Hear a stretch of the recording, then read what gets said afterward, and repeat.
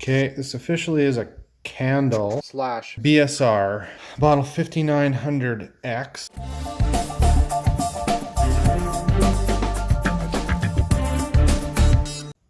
Okay, just opened it and well, I'm surprised. Like, there's no packing at all in here. Like, there's no cushioning. So I was expecting this to be totally broken in shipping, but actually seems intact, which is quite the miracle. It's amazingly intact. Okay.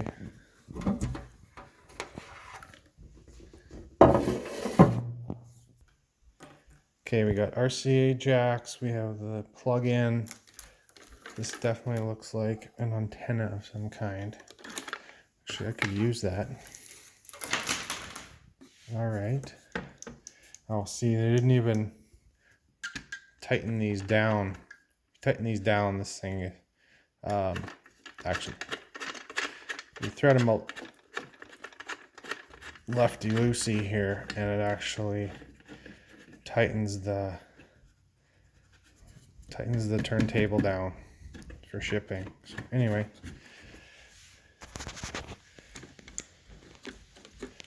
oh, that is not working right.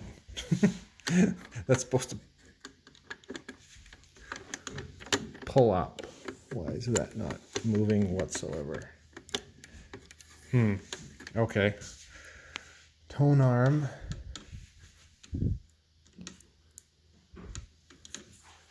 I'll see, that was put up. That's supposed to be down. Actually, the tone arm is not going down at all. So that's supposed to lift the tone arm.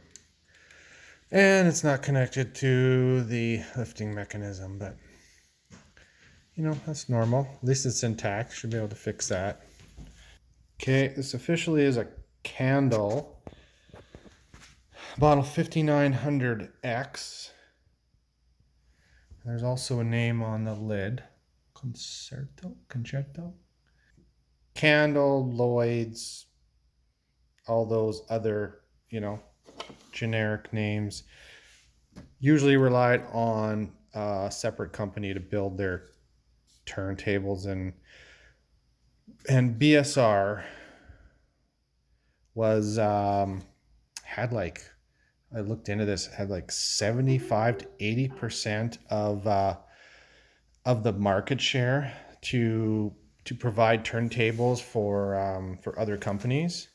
So it was massive. They had a massive manufacturing facility in Great Britain, and supplied these turntables in all sorts of different models that would go in all sorts of different consoles, whether it was Lloyd's or Citizen or Candle or any number of manufacturers that needed a turntable in their console type unit. Other consoles you might, or other turntables in different consoles you might see are Gerard or Dual. They had a bit of the market. BSR had a huge market share for providing these to the public. They weren't the best turntable by any means, but they were definitely easy to procure for these companies, so they got them installed, and they made a, you know, reasonably okay sound for general public. But yeah, I'm just going through a few things. This is not working. This is jammed. There's one good sign. This table actually turns. Yeah, which is quite amazing. I was so surprised when this turns, because traditional or typical problem is these get seized up. The grease turns into kind of a sticky paste or type glue, and these tables won't even turn after a while, and people just junk them. But if this is turning, that means there was some maintenance done on this. Somebody had taken this apart and cleaned it up and got this thing running, which is nice to see. That's really good. So actually I'm tempted to plug this in and see if the thing actually turns. Since that's turning freely, we can check and see if that motor is working, because that's usually the deal breaker on these, if the motor is not working. So everything is off. We'll plug it in anyway. What's it gonna do? Blow up? Big deal. We'll push on start. Bam! Look at that thing go. It's on 78. Let's turn it down here. Does that even work? Stop.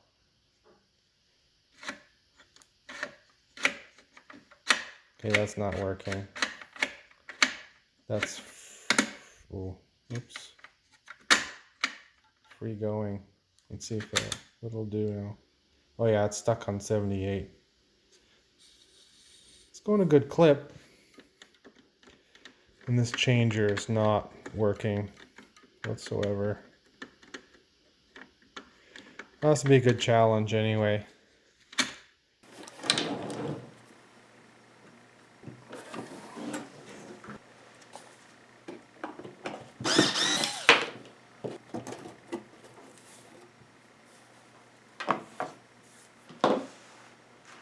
Okay, there's your power.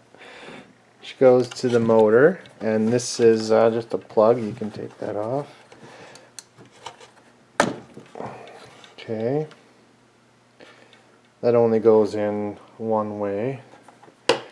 So then these are your audio left and right, and they're usually marked.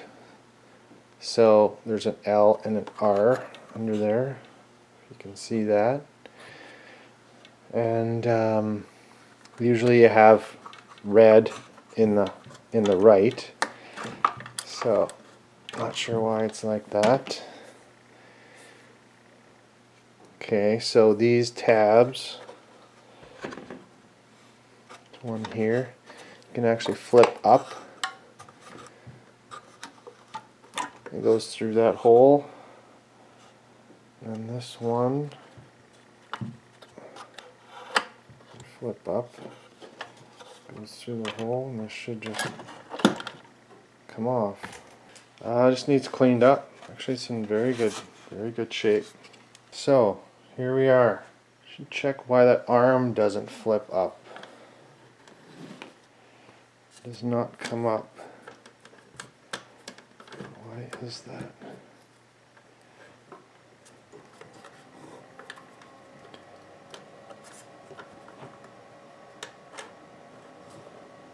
Oh, there we go. Was I just doing this wrong? So that arm is working.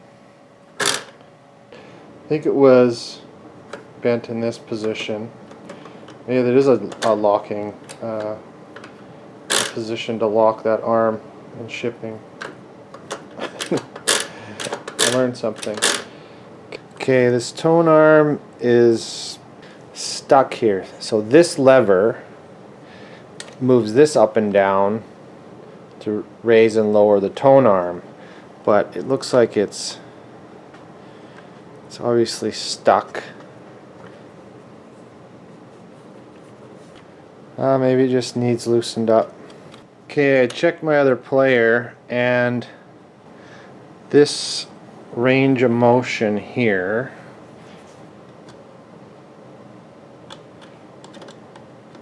down, up and down, down, and then this is all the way up. So that's the only range of motion of that tone arm moving this handle. So it's just stuck. It just needs lubricated. And we'll check it underneath as well. Okay, let's take the platter off. Might work. There we go. Popped it off. This should come off now if it's spinning, and it does. Wow. That's fantastic. So it's pretty clean.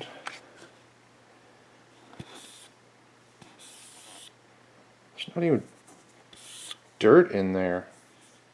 This idler wheel here feels fairly flexible, which is good. Also, we got some added grease here. That's some original grease. It's too sticky. We'll have to get rid of that. And these plates. Are they moving freely? Yeah, somewhat. That's all right. So we can pull that off.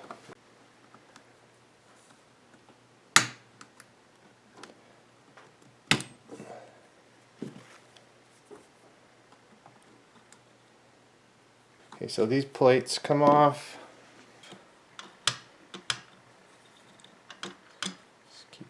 Okay, let's take this cam gear off.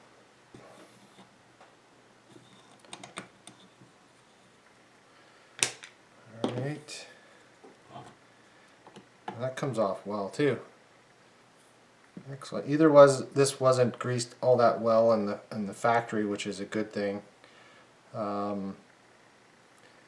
Or somebody had re-greased this up, because this is unheard of how these things are. This is coming apart so well. Okay, there's ball bearings in here, which I'll take apart. There's a upper washer, a set of ball bearings, and then there's a lower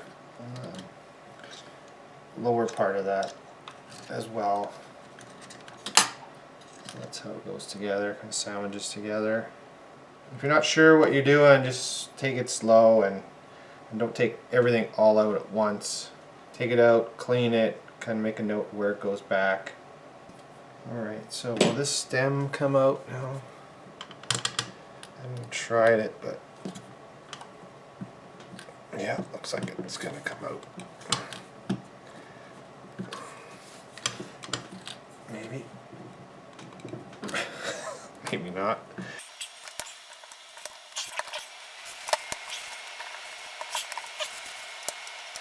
Okay, I'm going to have to get some WD-40 on that or something. Oh, no, I got it. I just wasn't doing it right.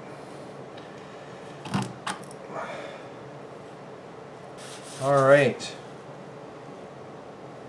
There's one thing else to...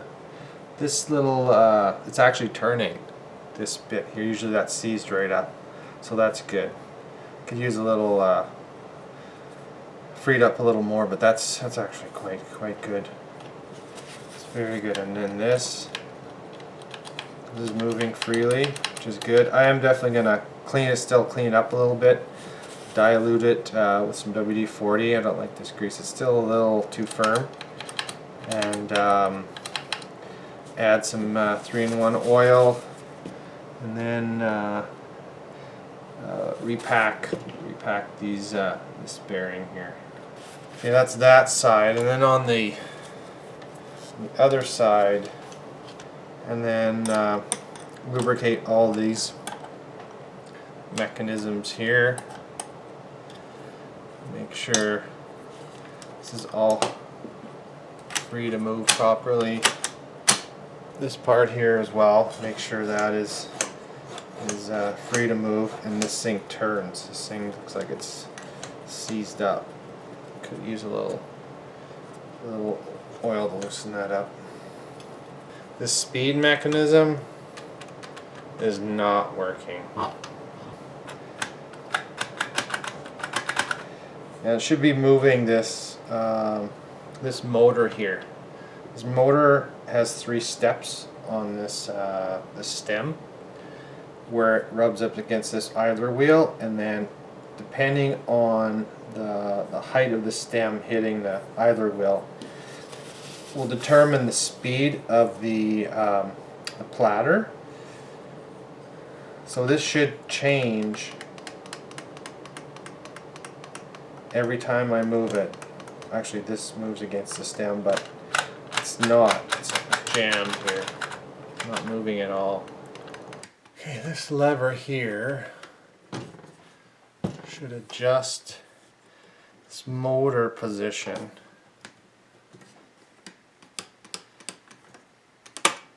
It's not. It's actually skipping the gear.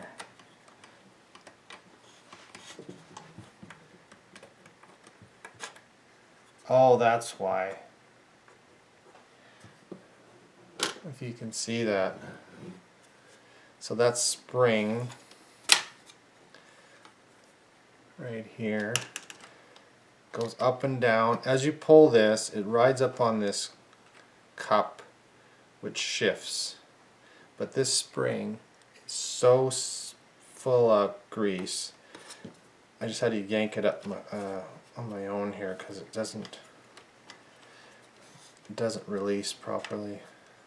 See, that should just go down, come up, go down so easily, but it's not, due to this sticky grease that BSR puts on. Well, not grease that sticky at the time, but over 30 years it turns into a sticky glue type substance. That should be the culprit, so that's actually very good news. So that should just need some cleaning. Continued cleaning and oiling, and I noticed something. This thing is not used. Like, it has the old, grease and that old sticky grease from the factory. But this thing is not used. There's no wear on this thing. When I took this platter off and I just ran my fingers across the inside where the idler wheel goes, there's nothing. Usually there's black rubber grit and dust. So this is the idler wheel that I took off. Usually that's wore down and had some miles on it, but if you look at this thing, that thing hasn't been used. Not one bit. I don't know if there's even an hour use on this thing. I don't think so. Maybe they tested in the factory, but that's it. So this thing has come out clean. I was wondering why it was so clean and hard to, not hard to, it was easy to clean. So this thing has no time on it. It's actually new old stock. So this is excellent.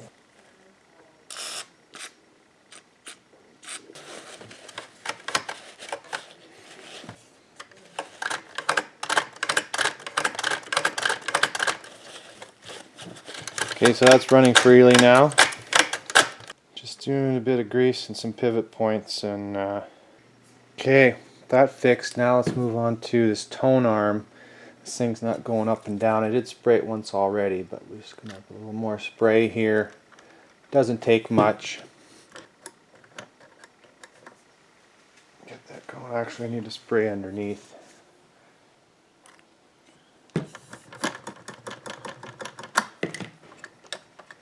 Get that thing working. Oh yeah, nice and smooth. That's all the video I have actually for this turntable. It's in such a good shape. I didn't do an extensive cleaning job or lubrication job, but we did get the 3 issues that was wrong with this turntable to work. The control arm works now, the speed selector well lubricated so it functions right, and the tone arm functions properly. The cueing lever works. The tone arm goes up and down so you can cue it properly. So we got those few things fixed, but the rest is in such good shape that we didn't have to do that extensive a work on it. You should watch a previous video of mine as I go through extensively of a BSR turntable, and it has a lot more detailed cleaning, lubricating of the bearings and a lot of the mechanisms. I don't have this unit right now. I don't have this unit to even demo a play. Played excellent. I actually gave it away to a family member and she's enjoying it now. I know it's a crappy ending, but the turntable is in excellent shape, as I've said before, and it's off to a great home. Thanks for watching.